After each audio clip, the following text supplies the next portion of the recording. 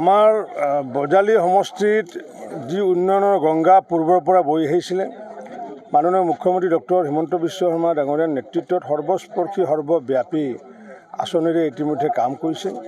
আৰু এতিয়া আমাৰ ফেব্ৰুৱাৰী মাহলৈ যি উন্নয়নৰ গংগা, এই উন্নয়নৰ গংগাত আমাৰ এতিয়া চুনামি হ'বলৈ গৈ আছে।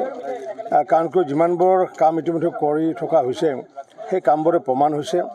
আজি আমি নতুনকৈ প্ৰায় ৭২ কোটি টকা ব্যয় সাপেক্ষে এখন এখন ৰোড অভাৰ ব্ৰিজ, এখন আমাৰ যি ৰেলগেটৰ ওপৰত আমাৰ যি বজালী সমষ্টিৰ বামুণকুচি পঞ্চায়তৰ ৰায়পুৰ এলেকাত আজি আমি ৬৫ কোটি টকা ব্যয় সাপেক্ষে আজি আমি কামৰ শুভাৰম্ভ কৰিছোঁ। আৰু এই কামৰ শুভাৰম্ভৰ লগতে আজি দুটা পথ মুকলি কৰি দিয়া হৈছে। যি কালদীয়া নদীৰ কাষত যি বানপানীৰ সমস্যা আছিলে, তাত এটা মথাউৰি নিৰ্মাণ কৰা হৈছিল, আৰু সেই মথাউৰিটোত আমি এখন ৰাস্তা ইতিমধ্যে আজি মুকলি কৰি ৰাইজক আমি অৰ্পণ কৰিছোঁ।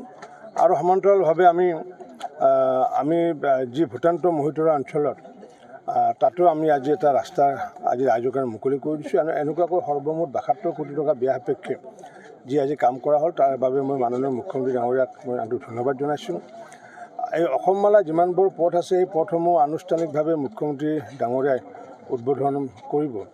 আৰু সেই সময়ত আমাৰ যি সৰ্থেবাৰীৰ পৰা পাঠাললৈ যিটো অহা পথ, সেই পথটো তেখেতে আনুষ্ঠানিকভাৱে উদ্বোধন কৰিব। আৰু এই পথটো হোৱাৰ ফলস্বৰূপে আগন্তুক দিনত মই ভাবোঁ যে আমাৰ একেবাৰে সৰ্থেবাৰীৰ পৰা পাঠাললৈ যিমান মানুহ আহিছিলে, বা গৌমৰৰ পৰা হওক বা দক্ষিণ অঞ্চলৰ যিমান মানুহ, যিসকলে জিলা আয়ুক্তৰ কাৰ্যালয় যায়, যিসকলে কৃষি বিষয়াৰ কাৰ্যালয়ত যায়, যিসকলে শ্ৰীৰাম একাডেমী হওক বা আনন্দ বৰুৱা একাডেমী হওক বা বিভিন্ন বিদ্যালয় মহাবিদ্যালয়ত বা যিসকলে চিকিৎসালয়ত যায়, তেওঁলোকে অন্ততঃ এতিয়া দক্ষিণ অঞ্চলৰ মানুহে পোনে পোনে গৈ পেলাই পাঠশালা টাউনৰ মাজেৰে নোযোৱাকৈ পোনে পোনে গৈ পেলাই তেওঁলোকে গন্তব্যস্থান পাব, যাৰ ফলস্বৰূপে ফুৱেল ৰাহি হ'ব, বহুত তেল বহুত ৰাহি হ'বগৈ। কাৰণ এতিয়া এই ৰাস্তাটো এতিয়া অতি কম দৈৰ্ঘ্যত নিৰ্মাণ কৰা হৈছে। গতিকে এনেকুৱাকৈ আমি আগন্তুক দিনতো ৰাইজৰ যি অভাৱ অভিযোগ পূৰণ কৰাৰ কাৰণে ইতিমধ্যে সফলতা লাভ কৰিছোঁ।